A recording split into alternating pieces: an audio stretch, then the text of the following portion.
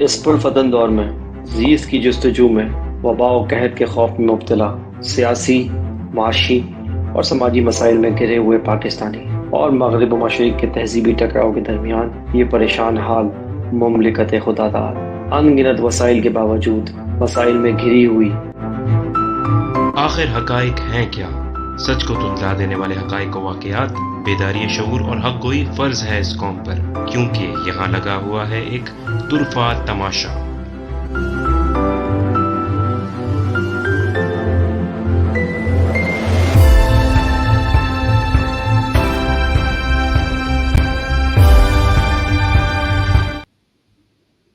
बिस्मिल्लाहिर्रहमानिर्रहीम, अस्सलाम वालेकुम। मेरा नाम है अहमद जलील और आप देख रहे हैं तुरफ़ा तमाशा। तुरफ़ा तमाशा के इस प्लेटफॉर्म से आप तमाम लोगों को खुशामदीद कहता हूँ। उम्मीद करता हूँ आप बिल्कुल खैरियत से होंगे, ठीक ठाक होंगे, अपनी अपनी ज़िंदगी में बहुत कुछ अच्छा करने की कोशिश कर रहे होंगे। प्रोग्राम में आगे बढ़ने से पहले मैं वेलकम करना चाहूँगा हमारे शो के एनालिस्ट, हमारे दोस्त सैयद सलमान शाह को अपने शो में। अस्सलाम वालेकुम सलमान भाई, वेलकम टू द शो। वालेकुम अस्सलाम अहमद, बहुत बहुत शुक्रिया। जी जनाब, तो हमने लास्ट वीक एपिसोड 102 में बड़ी तफसील से डिस्कशन की थी इस वक्त जो मामला चल रहे हैं जियो पॉलिटिकल सिनेरियो के हवाले से और उसका जो इम्पैक्ट है पाकिस्तान पे, उस हवाले से हमने बात की। हमारे ख़ित्ते में, हमारे रीजन में जिस तरह से चेंजेस हो रही हैं, बड़ी रैपिडली चेंजेस हो रही हैं, उसका क्या इम्पैक्ट होना है उस बारे में हमने गुफ्तगू की। अब हम थोड़ा सा बिगर पिक्चर की जानिब जाएंगे और आज हम बात करना चाहेंगे एक बाइपोलर वर्ल्ड के हवाले से कि जनाब कौन सी ताकतें ऐसी हैं जो कि इस में सबसे मेन जो कैरेक्टर्स हैं वो हैं, और आपस में जिस तरह की प्रॉक्सी वॉर्स और डील्स और ब्लॉक्स और ये सब चीज़ें चल रही हैं, तो इसकी क्यों ज़रूरत पेश आ रही है। और सलमान भाई के सामने मैं दो सवालात रखना चाह रहा हूँ कि ये क्या अब हमारी दुनिया को समझ में आ गई है कि ये बाइपोलर वर्ल्ड है या आगे जाके ये मल्टीपोलर वर्ल्ड भी हो सकता है। तो सलमान भाई थोड़ा सा इस पर रोशनी डालिएगा जी। जी अहमद, जैसा कि आपने कहा कि हो सकता है ये मल्टीपोलर भी हो जाए। अगर हम रशिया और चाइना को एक ही तस्वुर कर लें तो ये बाइपोलर वर्ल्ड है और बेसिकली एक दूसरे के लिए कॉम्प्लीमेंट्री है। मैं बताता हूँ क्यों। China as a economic power और Russia as a military power, आप इसको इस तरीके से देखें। लेकिन अमेरिका इटसेल्फ दोनों चीज़ें हैं, इकोनॉमिक पावर भी है और मिलिट्री पावर भी है। तो अगर आप दोनों जुज़ मिला दें, मिलिट्री और इकोनॉमिक वाला, तो फिर जो रशिया और चाइना है वो मिलके जो है वो बनाते हैं एक पोल, जो कि जिसको हम बाइपोलर कह रहे हैं कि ये एक पोल है और एक पोल जो है वो यूनाइटेड स्टेट्स है। अब जैसे कि हम आप बता रहे हैं कि जैसा आपने तमीम में भी कहा कि हम हमारे जो रीजन है उसमें हम चेंजेस देख रहे हैं और रैपिड चेंजेस देख रहे हैं। और बेसिकली जो हमने वर्ड यूज़ किया कि टेक्टोनिक शिफ्ट्स आ रहे हैं और रीजन जो है वो इस तरीके से जा रहा है कि आप किस ब्लॉक में हैं, आप किस ब्लॉक में नहीं हैं। और सिवाय मेरे ख्याल में इंडिया के कोई भी शायद ऐसा मुल्क ना हो अब रीजन में जिसने प्रॉपर्ली साइड ना ले ली हो किसी जो है वो सिमत में वो ना चला गया हो, इंक्लाइन ना हो गया हो, सिवाय इंडिया के। और इंडिया की ये पॉलिसी काफ़ी हद तक कामयाब भी रही पहले भी, लेकिन अब देखना ये होगा कि इंडिया की भी पॉलिसी ये कब तक चलती है और कब तक जो है वो ये चला पाते हैं। जैसा कि हमने पिछले प्रोग्राम में आपको पता है कि पूरा एक टॉन सेट की है जिसमें हमने बताया कि इंडिया ब्रिक्स का मेंबर भी है और सेम टाइम यूनाइटेड स्टेट्स का स्ट्रेटेजिक पार्टनर भी है। और उसने जो है वो पूरा जो रीजन है उसको इंडो पैसिफिक करार दे दिया है, नाम भी बदल दिया। मतलब इंडिया को खुश करने के लिए उसने इतना कर दिया यूनाइटेड स्टेट्स ने कि इंडो पैसिफिक रीजन कर दिया है। तो इंडिया इंडिया दोनों तरफ खेल रहा है, दोनों तरफ खेल रहा है। ब्लू आइट बॉय है अपने यूएसए का भी, और वो रशिया से भी सस्ता तेल लेता है और ब्रिक्स में चाइना के साथ भी बैठता है और शंघाई जो कॉन्फ्रेंस है उसमें भी जो है वो पार्टिसिपेट करने का ख्वाह है। तो कहने का मतलब है वो ऑल चारों तरफ खेल रहा है, मतलब आपको पता है विकेट की दोनों तरफ खेल रहा है वो। और अब ये देखते हैं कहाँ तक चलेगा। बाकी जो रेस्ट ऑफ द कंट्रीज हैं वो आपको ये देखना है कि वो कहीं ना कहीं जो है वो इंक्लाइन हो चुके हैं ऑलरेडी। और हमारा ये है कि हमारा नाम ना डेलिबरेट है ना नॉन डेलिबरेट है, हमारा पता ही नहीं लग रहा। लेकिन हम ये नहीं कि हम जानबूझ के नहीं जा रहे, हम जानबूझ के नहीं जा रहे। हमारा अभी तक इंटरनल मामला ही सेट नहीं हो पा रहा कि जब सेट हो तो हम कोई पॉलिटिकल मैंडेट लेके आए बंदा, तो वो फिर ये डिसाइड करेगा कि उधर किधर जाना है, नहीं जाना या न्यूट्रल रहना है। तो वो इंडिया वाला मतलब फॉरेन पॉलिसी टो करनी है, वो बात की बात है, उस पर हम बाद में आएंगे। बाइपोलर की हवाले से मैंने जो आपको बताया कि मिलिट्री तौर पर रशिया और इकोनॉमिक तौर पर चाइना, ये दोनों जुज कंप्लीट होते हैं तो फिर वो एक समझ ले एक बनता है पोल। चाइनीज़ जो मिलिट्री जो कैपेसिटी है वो इतनी नहीं है, सबको पता ही बात। और रशिया की जो इकोनॉमिक कैपेसिटी है वो इतनी नहीं है, क्योंकि सोवियत यूनियन के बाद से जब रशिया ने अपने आप को दोबारा से इमर्ज करना शुरू किया 91 के बाद, तो आप देखेंगे आहिस्ता आहिस्ता आहिस्ता आहिस्ता वो ग्रो कर रहे हैं, लेकिन अभी उनको बहुत टाइम लगेगा चाइना वाली शक्ल में आने के लिए इकोनॉमिक तौर पे। और चाइनीज़ को अपनी मिलिट्री हार्डवेयर को इम्प्रूव करने के लिए बहुत टाइम लगेगा, तो दोनों एक दूसरे की मदद दे रहे हैं, तो इन्होंने अब आपस में एक दूसरे को कॉम्प्लीमेंट्री करार दे दिया, इसलिए हम इसको बाइपोलर वर्ल्ड बोल रहे हैं। मल्टीपोलर हो सकता है तब के रशिया इटसेल्फ इंडिपेंडेंटली इकोनॉमिक तौर पर भी पावर बन जाए और चाइना मिलिट्री पावर बन जाए, ये तब पॉसिबल होगा, जो आपका सवाल का जवाब है। दूसरी बात यह है अहमर, हम अब आगे बढ़ते हैं कि हर बंदा अब देख रहा है कि किस तरफ जाना है, और मैं मिडिल ईस्ट को देख रहा हूँ कि पूरे मिडिल ईस्ट को मैं बात कर रहा हूँ, जो मुस्लिम वर्ल्ड है उसको स्लाइड होता हुआ देख रहा हूँ, जो है वो चाइनीज़ कैंप में। और पिछले हफ्ते ही हमने इसकी बात की थी, और आप देखें कि आप कंटिन्यू अगर डेली न्यूज़ देख रहे हो और एनालिसिस देख रहे हो और आर्टिकल्स देख रहे हो, डेली के तौर पर कुछ आ रहा है कि जिसमें वो आहिस्ता आहिस्ता दूर होते चले जा रहे हैं अमेरिकन ब्लॉक से, और चाइनीज़ अपना जो इन्फ्लुएंस है वो यूज़ करते चले जा रहे हैं, करते चले जा रहे हैं और करते चले जा रहे हैं। चाइना और यूनाइटेड स्टेट्स के दरमियान आप जो खलीज है उसका इससे भी अंदाज़ा लगाएं कि ट्रम्प को आए हुए ऑलमोस्ट 2.5 साल से ऊपर हो चुके हैं तकरीबन, और पहली दफ़ा कोई ऑफिशियल 2.5 साल में पहली दफ़ा कोई ऑफिशियल जो है वो वॉशिंगटन से बीजिंग का दौरा कर रहा है, जो कि एंथनी ब्लिंकन है, जो कि अगर आप फ्लैश करा सके तो, और वो कर रहे हैं, और ये राइटर्स लिख रहा है और मैं बता भी रहा है कि amid Frosty ties and dim hopes for progress. सबको पता है कि कोई ज़्यादा होप नहीं है, बस एक ही है। और अगर आप देखें तो मैं आपको बताता हूँ उसमें चीज़ा चीज़ा क्या चीज़ है, वो क्यों आए। वो चाइनीज़ को ये बात बताने आए हैं कि जो आप ब्लॉक में हमारे जो फॉर्मर एलाइज हैं जो अपने ब्लॉक में ले रहे हैं, ज़रा इसकी स्पीड ज़रा आप स्लो करें, ठीक है ना, मतलब थोड़ी स्पीड इसकी स्लो करें। दूसरी बात यह है कि कम्युनिकेशन चैनल जो बिल्कुल बंद हो गए थे उसको दोबारा से खोलें, क्योंकि आपको याद हो कि इस फरवरी में, मतलब 2023 के फरवरी में, एक चाइनीज़ स्पाई बलून की कहानी बड़ी मंजर यहाँ पे आई थी कि एक वाइट कलर का बलून जो है उसको यूएस एयरफोर्स ने जो मार गिराया था, और वो बड़ा हुआ था कि वो चाइना जो है वो एस्पिनॉज कर रहा है यूनाइटेड स्टेट्स का, और नॉर्थ कैरोलिना के पास इन्होंने उसको गिराया था। बड़ी मशहूर कहानी है, और बाय द वे अभी तक ये मतलब प्रूव नहीं हो सकी कि ये चाइनीज़ ने ही भेजा था या कौन थे, या इन्होंने खुद ही फॉल्स फ्लैग करा लिया था। आपको पता है एक लंबी हिस्ट्री है इन सब चीज़ों की। तो उसके बाद बहुत ज़्यादा हालात कशीदा हो गए थे दोनों के दरमियान, जो बायलेटरल ताल्लुकात हैं। लेकिन अब ये है कि थोड़ी सी बर्फ़ पिघली और एंथनी ब्लिंकन आए हैं। वो इसलिए आए हैं कि चाइना जो है वो फॉरवर्ड खेल रहा है। मैं आपको बताऊं, चाइना, आपने देखा, मैंने पिछले प्रोग्राम में भी हमने ये बात डिस्कस कर रहे थे कि सबसे बड़ा जो पेट्रो डॉलर जो उनका, जिस पे डॉलर टिका हुआ है, डॉलर की जो जितनी भी जो थोड़ी बहुत जो ऑनर है वो टिकी हुई है, वो पेट्रो डॉलर की वजह से टिकी हुई है। और अगर आपके पाँव के नीचे से कारपेट निकाल लिया जाए, यानी आपके जो मेन अलाय केस है किंगडम ऑफ सऊदी अरेबिया, उसको अगर चाइनीज ले जाएं और पेट्रो युआन बनवा दें या लोकल करेंसी करवा दें ट्रेड, तो आप मुझे बताएं ना, तो आपका क्या हाल होने वाला है। तो वो अब डेस्परेट होके आए हैं, वो कह रहे हैं कि कोई डिप्लोमेटिक चैनल खोलें, मतलब इसको थोड़ा सा जो है वो इंटेंसिटी को जो है वो कम करें। हमने बहुत इल्ज़ाम देखे चाइनीज़ बलून के, बहुत यूएस के प्रेस में बहुत ज़्यादा जो है आप एग्रेसिवली इल्ज़ाम लगे चाइनीज़ पे, लेकिन चाइनीज़ ने जब जवाब दिया, वो पता है क्या जवाब दिया, आप हैरान करेंगे, हैरान होंगे।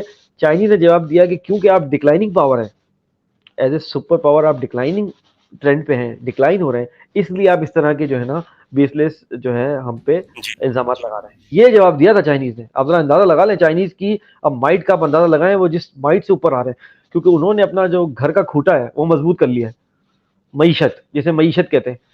अगर आप पाकिस्तान के लिए इसमें बड़े लेसन पिना है कि अगर आपकी मईशत स्ट्रांग हो तो आप देखें कहां तक जा सकते हैं। और पीछे उनके बैक पे रशिया आ चुका है, आपको पता है, मिलिट्री तौर पे। तो फिर आप अंदाजा लगा, फिर तो कोई बात वजह बचती नहीं है ना कि आप शाये होकर या डिप्लोमेटिकली कुछ बात करें, फिर तो आप डायरेक्ट बात करते हैं। और जैसे कि आपको नजर आएगा, अमर, हम प्रिडिक्ट कर रहे हैं आने वाले महीनों में आप देखेंगे इसकी स्पीड जो है वो बहुत तेजी से आगे बढ़ेगी। इतनी स्पीडली ये काम होगा कि आप देखेंगे कि जितने जो बच्चे कुचे ममालिक है वो भी, आप अंदाजा करें चाइनीज रीच जो है वो साउथ अमेरिका तक पहुंच चुकी है, Chile, Argentina. Would you believe it, American backyard में घूम रहे हैं, जो अमेरिका अपने बैकयार्ड बोलता है साउथ अमेरिका को, वहां ही घूम रहे हैं, समझ रहे हैं। ऑस्ट्रेलिया, न्यूजीलैंड में हैवी इन्वेस्टमेंट है चाइनीज की। अगर आप कोई हो बंदा वहां पे, वो इस बात को बिल्कुल टेस्टिफाई करेगा, इस बात को, हैवी इन्वेस्टमेंट हुए है ऑस्ट्रेलिया में। मुस्तफीद नहीं हो रहे हैं यार देखें आप, मतलब दरिया में बैठ के प्यासे, पड़ोसी हैं हम चाइना के कोई मानेगा ये बात। हमें तो कोई पानी के रास्ते भी नहीं जाना, हमारा तो रोड जाता है भाई, पुराना चारा रेशम, ठीक है ना। तो हम कितने कोई क्या बोले, अब महरूम तमाशा लोग हैं हम। हमारा मतलब हम इतने महरूम तमाशा लोग हैं कि हमारे सामने तमाशा लगा हुआ है, लेकिन किसी ने हमारी आंखों के आगे जो है वो हाथ रख दिया है कि तुमने नहीं देखना। आप सबको पता है मैं किसकी बात कर रहा हूँ। किसी ने हमारे आंखों के आगे हाथ रख दिया है कि तुमने नहीं देखना, बाकी पूरी दुनिया देखे, तुमने नहीं देखना।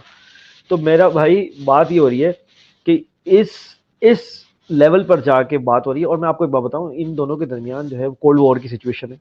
किसी ज़माने में कोल्ड वॉर सोवियत यूनियन और अमेरिका के दरमियान होती थी 1947 से 1991 तक। जब तक कि सोवियत यूनियन गिर नहीं गया तब तक एक कोल्ड वॉर चलती थी। अब मैं आपको बताऊं कि जब बाइपोलर वर्ल्ड होता है ना, तो बाइपोलर वर्ल्ड में बेसिकली ये कोई छोटे मोटे एक कंट्री तो होते नहीं है। बाइपोलर वर्ल्ड की बात करें, दो सुपर पावर्स के दरमियान कॉन्फ्लिक्ट है, तो वो ये तो नहीं है बच्चों की तरह आएंगे और लड़ाई करेंगे और जंगे शुरू कर देंगे, नहीं। आप मैं आपको थोड़ा सा पास में लेके जाऊंगा। जब रोमन एम्पायर होती थी, पर्शियन एम्पायर होती थी, इवन इस्लामिक एम्पायर होती थी, जब एम्पायर्स आपस में कॉन्फ्लिक्ट करती है ना, तो उनके दरमियान एक अरसा कोल्ड वॉर चलती है। मतलब हल्के फुल्के ममालिक को वो पुश कर रहे होते हैं, प्रॉक्सीज लड़ रहे होते हैं, ठीक है ना, सरहदों पे छेड़छाड़ें हो रही होती हैं, ठीक है ना, कहीं डिप्लोमेटिक फ्रंट पे छेड़छाड़ हो रही होती है, इस तरह चलता रहता है। ये कोल्ड वॉर की सिचुएशन होती है। ये बेसिकली निशानियां है कोल्ड वॉर की कि या छेड़छाड़ हो रही है, आप कई ममालिक को अपने ब्लॉक में लेके आ रहे हैं, वो अपने ब्लॉक में लेके जा रहे हैं, आप इकोनॉमिक इंटेंसिव दे रहे हैं, अपने ब्लॉक में होने वाले लोगों को, वो अपने ब्लॉक वालों को इकोनॉमिक इंटेंसिव दे रहे हैं, मतलब मिलिट्री हार्डवेयर सप्लाई हो रहा है इधर उधर, ये होता है। लेकिन जब ये कोल्ड से हॉट वाले पे जाता है, तब जाके आपको नजर आता है कि दो सुपर पावर है, और हम, आपको पता है, वर्ल्ड अफोर्ड नहीं कर सकती। अब ये जो बाइपोलर वर्ल्ड के दरमियान कॉन्फ्लिक्ट है, ये सीधा सीधा न्यूक्लियर कॉन्फ्लिक्ट होगा। और हम पहले भी बता चुके हैं इस बात में कि यूक्रेन में एक फ्लैश पॉइंट बन चुका है ऑलरेडी, और एक ताइवान में बना है। तो अभी जो सेक्रेटरी ब्लिंकन है, अगर उन्होंने गलती से चाइना में, बीजिंग में छेड़ दिया चाइनीज लीडरशिप को ताइवान पे, तो आप देखेंगे कैसे बेफिटिंग रिप्लाई उसको मिलता है एंथोनी ब्लिंकन को, और वो भी अभी आ जाएगा। ज्यादा दूर की बात नहीं है, अभी वो दौरे पर है। अगर उन्होंने ताइवान का किस्सा छेड़ा, तो आप देखेंगे कि क्या किस्सा छिड़ने वाला है, क्या राग छिड़ जाएगा वहां पे बीजिंग में। तो बेहतर ये है कि वो बस ये बस जो है आहिस्ता जो है ना, ये कम्युनिकेशन चैनल खोलने की बात करें, और थोड़ा सा ये बोलें कि आप अपना स्पीड स्लो कर लें, जो आपने जिस तेजी से। Do you really think, sorry to cut you off, but do you really think कि यहाँ पर एक चीज मेरे जहन में आ रही है, वो ये कि आप क्या समझते हैं कि इस वक्त डोमिनेटिंग पोजीशन में तो चाइना है, ऑफ कोर्स। ये सब कोई भी जो जिशोर आदमी है वो तो यही कहेगा कि इस वक्त डोमिनेटिंग पोजीशन में चाइना है, और इसी वजह से ही अमेरिका जो उनके तरफ गया है। तो डू यू रियली थिंक कि चाइना फ्लेक्सिबल होगा अमेरिका के लिए, या फिर वो फूक फूक का कदम रखेंगे, क्योंकि आगे तो उन्होंने ही डोमिनेट करना है? और क्या यूएसए की तरफ से ऐसी कोई चीज़ हो सकती है कि वो इस तरह के मुज़ाकरात और डिप्लोमेटिक चैनल खोलने की आड़ में कुछ और चीज़ कर रहा हो? अच्छा सवाल है आपको ये। देखें, इसमें कुछ चीज़ें जो है ना, कुछ कंपल्शंस हैं। मैं कंपल्शंस बता देता हूँ। देखो, दोनों एक दूसरे के बड़े ट्रेडिंग पार्टनर हैं, तो ये तो नहीं हो सकता कि कतई ताल्लुक हो जाए भाई, बस खत्म। होता ये कि जब दो पावर्स होती है ना अहमद, जैसे मैंने बताया, जो एम्पायर टाइप की होती हैं, बेसिकली दो एम्पायर समझ लें, तो वो कोल्ड वॉर की सिचुएशन में रहती हैं अरसे दराज तक। छोटा मोटा एक दूसरे को नुकसान पहुंचाएंगे, एक दूसरे की रिस्पेक्ट कम करेंगे, समझ रहे हैं, किसी ममालिक को उकसा देंगे, जैसे नेटो जो है वो यूक्रेन को उकसा रहा है रशिया के खिलाफ, इस तरह की सारी बातें चलेंगी। लेकिन यानी चाइना जाके डायरेक्ट जाके साउथ अमेरिका में जाके जो है वो क्यूबा में और नीचे जाके जो है वो इन्वेस्टमेंट शुरू कर दे अमेरिकन बैकयार्ड में, तो ये तो छेड़छाड़ चलेगी। लेकिन एक बात याद रखें कि डायरेक्टली हेड ऑन कॉन्फ्लिक्ट में नहीं जाएंगे। दोनों को पता है कि वो न्यूक्लियर वॉर होगी, ठीक है, तो फिर कुछ बचेगा ही नहीं। तो आप किस पे करेंगे ये सब चीजें? तो एक बात तो ये है। दूसरी बात ये कि जैसे आपने कहा कि चाइना डोमिनेटिंग पोजीशन में बिल्कुल है, उसकी वजह ये है कि इकोनॉमिक पावर तो वो है ही है। अगर आप उसको, मैं जैसे बोल रहा हूँ कि आप उसको रशिया के साथ मिला के देखें इस इक्वेशन को, तो वो मिलिट्री तौर पर भी बहुत स्ट्रांग हो चुके हैं इस रीजन में। अगर रशिया ने अगर उसको अलाउ कर दिया अपनी मिलिट्री हार्डवेयर के लिए, और जो कि कर चुके हैं, उनके आपस के जो बायलैटरल मुआहदे हैं वो बहुत ज़्यादा हैं, और वो मिलिट्री नौयत के भी हैं, इकोनॉमिक नौयत के भी हैं, हर नौयत के। तो उस लिहाज से अगर आप उसको दोनों जुज को मिला के देखें, तो वो बहुत स्ट्रांग हो चुके हैं रीजन में। और रीजन में इतने स्ट्रांग हो चुके हैं कि सेंट्रल एशिया तो आप भूल जाएं, सेंट्रल एशिया तो समझ लें उन्हीं का ही है ना, बस उनका झंडा लगना बाकी है। मतलब ऐसा है कि वो उन्हीं के इन्फ्लुएंस में। और बाकी आप देखें, ईरान मिडिल ईस्ट में मेजर प्लेयर है, वो उसको पहले ही, ईरान तो उन्हीं के साथ था पहले, आपको पता ही है। पर्शियन गल्फ के इस तरफ वाले जो कंट्रीज हैं, सऊदी अरेबिया और बाकी लोग, ये अब आना शुरू हो चुके हैं। और मोहम्मद बिन सलमान, मैंने आपको पिछले प्रोग्राम में बोला कि they really sick and tired of this dictation. तो उनको भी ये लग रहा है कि चाइनीज डिक्टेट तो नहीं कर रहे, वो तो कह रहे हैं कि यार आ जाओ, म्यूचुअली ये कॉपरेशन से चलाते हैं, ठीक है ना। और मैं कम्युनिस्ट पार्टी की थोड़ी नेचर आपको बता दूं, कम्युनिस्ट पार्टी जब डिसाइड करती है ना कोई चीज, तो वो रिजिडली फॉलो करते हैं। फ्लेक्सिबिलिटी देखें, वो सोचने में टाइम बहुत वेस्ट करते हैं, बहुत टाइम लगाते हैं सोचने में, लेकिन जब वो डिसाइड कर लेते हैं ना, तो वो फिर रिजिडली फॉलो करते हैं। चाइना ने अगर डिसाइड कर लिया है कि उसको बाहर आना है और अपना इन्फ्लुएंस एक्सर्ट करना है, तो आप भूल जाएं।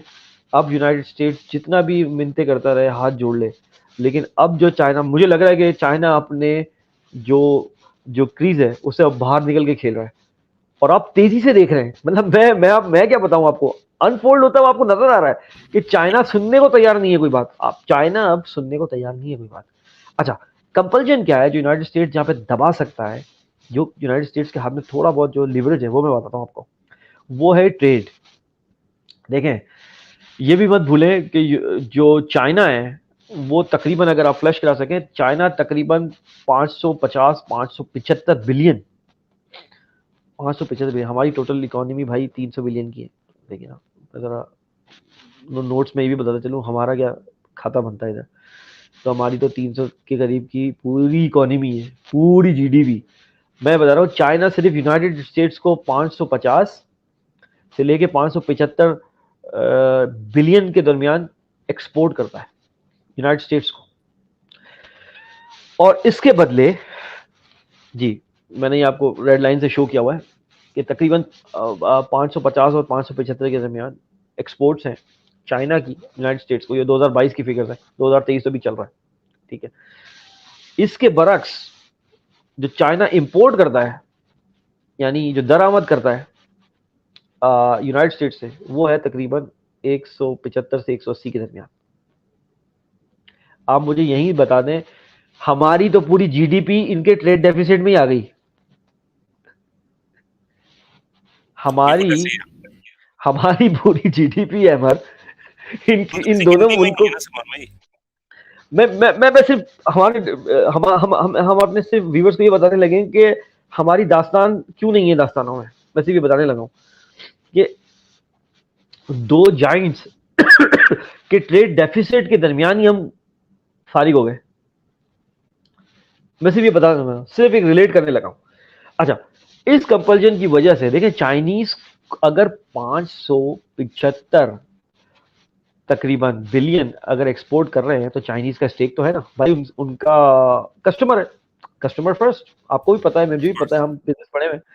तो यूनाइटेड स्टेट्स का कस्टमर, ये है लिवरेज पॉइंट यूनाइटेड स्टेट्स का। और ट्रम्प ने अपने पूरे 4 साल के टेन्योर में चाइनीज को यही धमकी दी है, और वो अभी भी दोबारा जो कैंपेनिंग कर रहे हैं इसके लिए, उसमें भी वो यही धमकी दे रहे हैं कि मैं चाइना को जो है ना ट्रेड में जाके जो है ना मैं मारूंगा वहां पे, क्योंकि मैं लेना ही जब छोड़ दूंगा तो वो एक्सपोर्ट किसको करेगा। कि बिल्कुल अभी करीब की अपनी जो रिलीज वो कर रहे हैं, उसमें वो ये बात कर रहे हैं, देखें, promise is complete independent from China with reciprocal trade act. Reciprocal trade act करेगा भाई, मैं तुमसे ये लूंगा, तुम मुझसे ये लोगे। मतलब वो चाह रहा है कि ट्रेड डेफिसिट है बेसिकली, सलीस उर्दू में बात ये है कि जो ट्रेड डेफिसिट है, ये जो ट्रेड डेफिसिट है वो उसको कम करना चाह रहा है और पैरेलल लाना चाह रहा है, ठीक है। और वो चाह रहा है कि यूनाइटेड स्टेट दूसरी जगह खरीदेगा, लेकिन चाइना क्योंकि इकोनॉमीज ऑफ स्केल पा चुका है, चाइना की जो कॉस्ट ऑफ प्रोडक्शन है वो इतनी कम है कि उसका कोई है ही नहीं अल्टरनेटिव दुनिया में। अब आप क्या करेंगे, आपको अलग से ममालिक खोलने पड़ेंगे और उनमें पूरी इन्वेस्टमेंट करनी पड़ेगी, और जब तक आप कैसे करेंगे, यूनाइटेड स्टेट्स को सप्लाई कैसे देंगे। तो चाइनीज ने अपने आप को इंडिस्पेंसिबल बना लिया है, ऑलमोस्ट इंडिस्पेंसिबल बना लिया है। लेकिन अमेरिका के पास एज ए कस्टमर, देखिए कस्टमर वो होता है ना, customer is a king. Customer के पास एक लिवरेज तो होता है कि यार मैं तुमसे लेना छोड़ दूंगा। तो चाइना के पास अब इसके दरमियान ये खेल रहे हैं। वो कहता है बलून आ गया चाइनीज, हमने गिरा दिया। अच्छा, CNN BBC चीख चीख के उनके गले सूख गए कि भाई चाइनीज बलून ने सारे जो इनका मिलिट्री जो लोकेशंस वगैरह हैं वो चाइना को प्रोवाइड कर दी, फुटेजेस ले लेके। अब आप खुद सोचें कि इतना भी नहीं हो सकता कि एक बलून जो है वो नॉर्थ कैरोलिना पे जो आपने शूट डाउन कर दिया, वो मतलब सब पूरी यूनाइटेड स्टेट्स के जो मिलिट्री जो है लोकेशन वो लेके भेज चुका, वो तो उनको प्रोपेगेंडा करना है।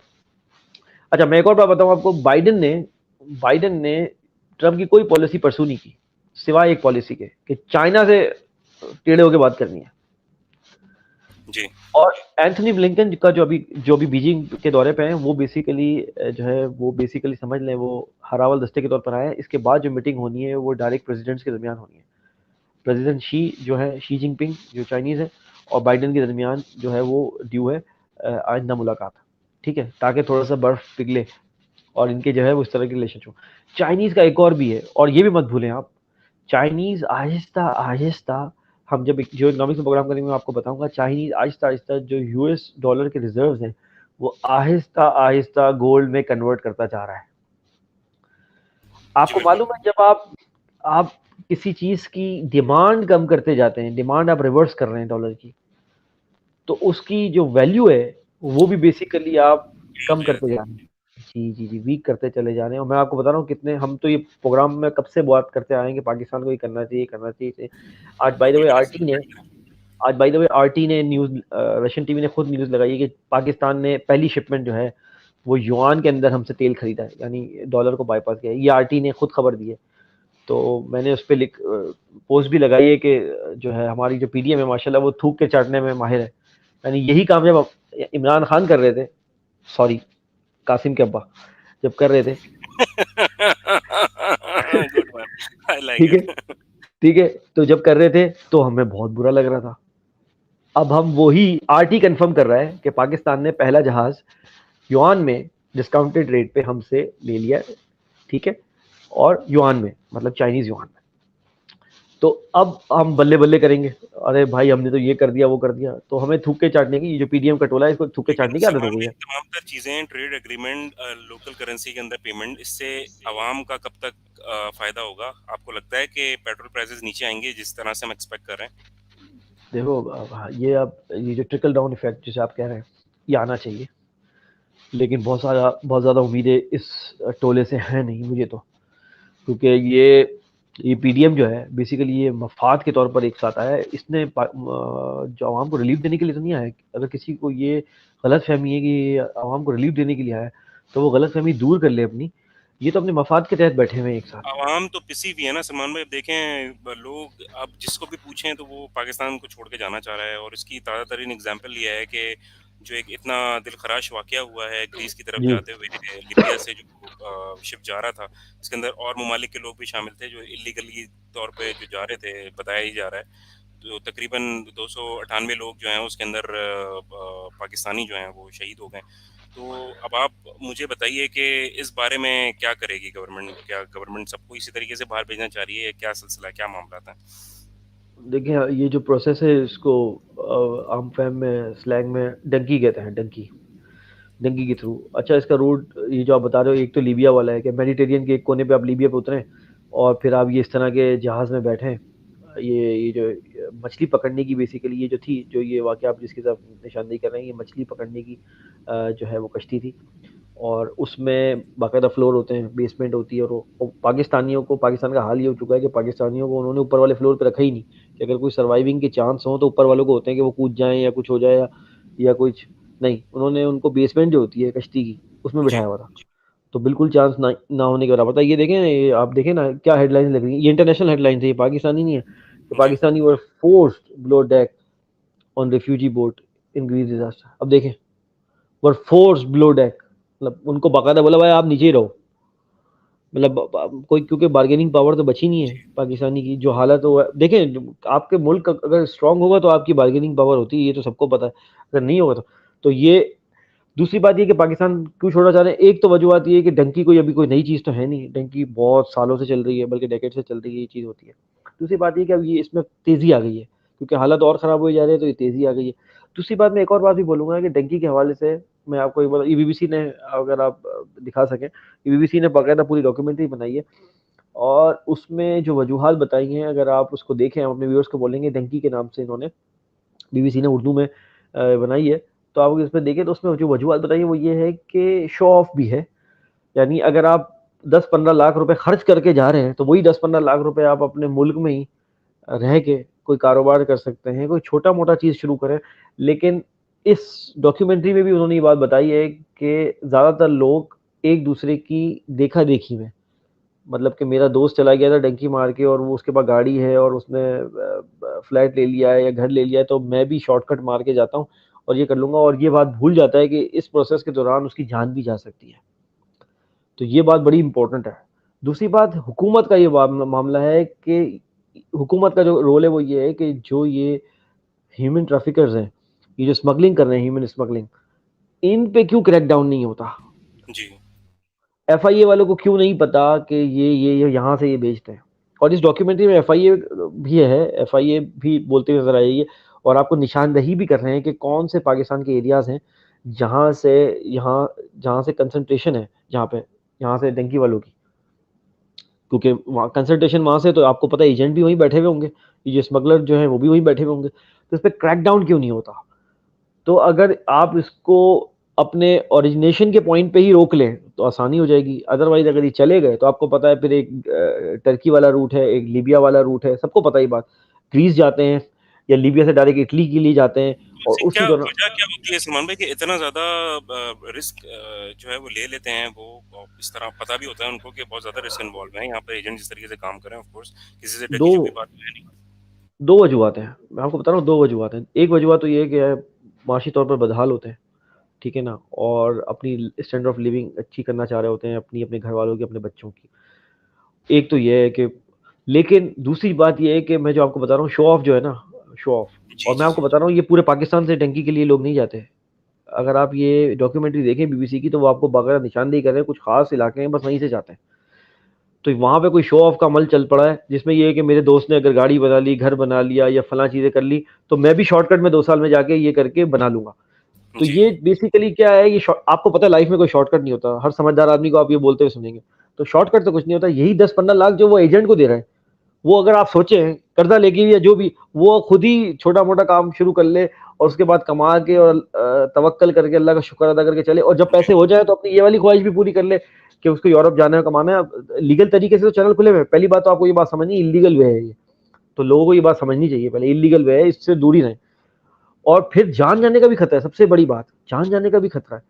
और फिर दूसरी बात है, इस बात पर इन्वेस्टिगेशन होनी चाहिए कि पाकिस्तानियों को लोअर द डेक क्यों रखा था, मतलब कोई और जी नेशनलिटी क्यों नहीं थी, क्या हमारा मतलब ऐसे मामला हो गए कि हमारा कोई बिल्कुल सही नहीं रही है। और इसकी रोकथाम आपको पाकिस्तान में ही करनी पड़ेगी। उन स्मगलर्स को मत भूलें, उन ह्यूमन ट्रैफिकर्स को ना भूलें जो ये भेजते हैं पैसे ले लेके, और जबकि पता है कि इसमें फुल चांसेस हैं आपके मरने के, मतलब ये नहीं है कोई 50-50 है, मतलब फेयर चांस है कि आप मर जाएंगे, मुश्किल है कि आप बच के निकलेंगे। तो ये डॉक्यूमेंट्री भी देखें, इसमें आपको वजूहत बताएं, और वो जो विक्टिम्स हैं उनकी फैमिली से भी उन्होंने बात करवाई है, और एफआईए वाले भी बता रहे हैं और निशानदेही भी कर रहे हैं लोकेशंस की। तो इन शोबदाबाजों से दूर रहें। व्यूअर्स को बोलेंगे जहां भी आपको इस तरह के लोग मिले, बाकायदा अथॉरिटीज को जो है और इन्फॉर्म करें, क्योंकि इससे ह्यूमन जो है जाने कीमती वो जा रही है, ना सिर्फ पाकिस्तान की बदनामी अलग हो रही है भाई। और होता क्या है आखिर में, आखिर में कुछ भी नहीं होता। और हुकूमत को ये सोचना चाहिए कि क्यों इतनी तेजी से पाकिस्तानी जा रहे हैं, लाखों की तादाद में रिजीम चेंज के बाद लाखों की तादाद में पाकिस्तानी पढ़े लिखे प्रोफेशनल तो वैसे ही जा चुके हैं लीगल वे से, और अब ये इलीगल वे से भी इतने बड़ी तादाद में जा रहे हैं। कोई तो वजूहत है ना कि पाकिस्तान में कोई चीज जी। इतनी स्टेबल नहीं है जिसकी वजह से लोग इस तेजी से मैं देख रहा हूँ बड़े बड़े मतलब सेटल्ड लोग जिनको कोई जरूरत ही नहीं, वो भी छोड़ चुके हैं। आप आफ्ताब इकबाल की बात कर रहे हैं जो लाहौर में प्रोग्राम करते थे खबरनाक के नाम से, वो अपनी पूरी टीम लेके चले गए। अब उनको तो मसला नहीं था, उनका फार्म हाउस था, सब कुछ था उनका, वो भी चले गए। एक एक करके सब चले जाएंगे। मुझे तो समझ में नहीं आ रहा कि पाकिस्तान में पीछे बचेगा क्या। और मैं आपको फिर बताऊं, शायद ये चाहते ही ये हैं कि जिसमें जरा से भी 2 पीनट्स की भी अकल या शऊर या कॉन्शियसनेस बची है वो चला जाए, ताकि पीछे ये जो है वो आम और नाइव और सादा लो आवाम के ऊपर हुकूमत करते रहे। मुझे तो ऐसे ही लगता है कि ये फॉर्मूले के तौर पे यूज कर रहे हैं। जी जी सलमान भाई, बिल्कुल सही आप कह रहे हैं। और बड़ा अफसोस होता है और दुख होता है कि हम एक अच्छी राह के ऊपर चल पड़े थे और तमाम तर चीज़ें आहिस्ता आहिस्ता कंट्रोल में आ रही थी और हमने चीज़ों को देखा भी बदलते हुए। लेकिन सडनली मैं हमेशा एग्जांपल देता हूँ कि हम गाड़ी हमने रिपेयर करा ली थी, इंजन उसका स्टार्ट हो गया था, बॉडी वर्क बाकी था, लेकिन हम जब बाहर निकाला हमने गाड़ी को दूसरी फैक्ट्री में ले जाने के लिए, तो कोई दूसरा ट्रक आया और आके उसने हिट कर दिया और हम बिल्कुल बैक टू स्क्वायर वन हो गए। तो अल्लाह ताला से हमारी दुआ यही है कि अल्लाह रब्बुल इज़्ज़त हमारे मुल्क के ऊपर रहम फरमाए और जहाँ इसमें जो जो भी लोग इन्वॉल्व हैं, चाहे अल्लाह ताला उनको नेक हिदायत दे, सीधी राह पे चलाए, और अगर आवाम का कहीं कोई गलती है तो अल्लाह ताला हमारे गुनाहों को माफ़ फरमाए, क्योंकि गुनाहों की वजह से जो है वो अजाब आते हैं, और अजाब की सूरतें जो है मुख्तलिफ होती हैं।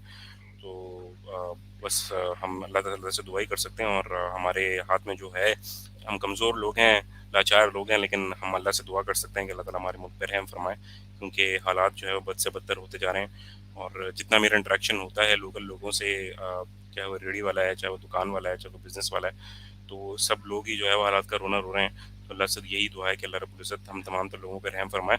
आज के एपिसोड का हम यहीं ख़त्म करेंगे, एपिसोड नंबर 103। उम्मीद करता हूँ तमाम लोगों को पसंद आई होगी। अपना फीडबैक हमें ज़रूर दीजिएगा, आपके फीडबैक से हम अपने प्रोग्राम को बेहतर कर सकते हैं। और facebook.com/तुरफ़ा-तमाशा हमारा जो एड्रेस है, फेसबुक का पेज जो है उसका नीचे एड्रेस चल रहा है। सलमान भाई को ट्विटर पे फॉलो कर सकते हैं, सलमान_सैयद उनकी ट्विटर हैंडल, उनकी ट्विटर आईडी है। मुझे फॉलो करने के लिए हैमर जलील पे फॉलो कर सकते हैं। ट्विटर पे हमारा ट्विटर हैंडल है तुरफ़ा-तमाशा के नाम से, आप उसे फॉलो कीजिए और अपना फीडबैक हमें ज़रूर दीजिएगा। थैंक यू सलमान भाई कि आपने काफ़ी डिटेल में गुफ्तगू की आज जियोपॉलिटिकल सिनेरियो के हवाले से, और साथ साथ जो आज दिलखराश वाक़या हुआ उस हवाले से भी। तो इंशाल्लाह नेक्स्ट एपिसोड में आप तमाम तर लोगों से मुलाकात होती है। तब तक के लिए बहुत ख्याल रखिए। This is Ahmed Jalil along with Syed Salman Shah, signing off from Turfa Tamasha, Pakistan, आइंदाबाद। इस पुरफतन दौर में जीज़ की जस्तजू में वबा और कहत के खौफ में मुब्तला सियासी, माशी और समाजी मसाइल में घिरे हुए पाकिस्तानी और मगरिब मशरिक़ के तहज़ीबी टकराव के दरमियान ये परेशान हाल मुमलिकत खुदादार अनगिनत वसाइल के बावजूद मसाइल में घिरी हुई। आखिर हकाइक हैं क्या? सच को तुतला देने वाले हकाइक वाक़यात, बेदारी शऊर और हक गोई फर्ज है इस कौम पर, क्योंकि यहाँ लगा हुआ है एक तुरफ़ा तमाशा।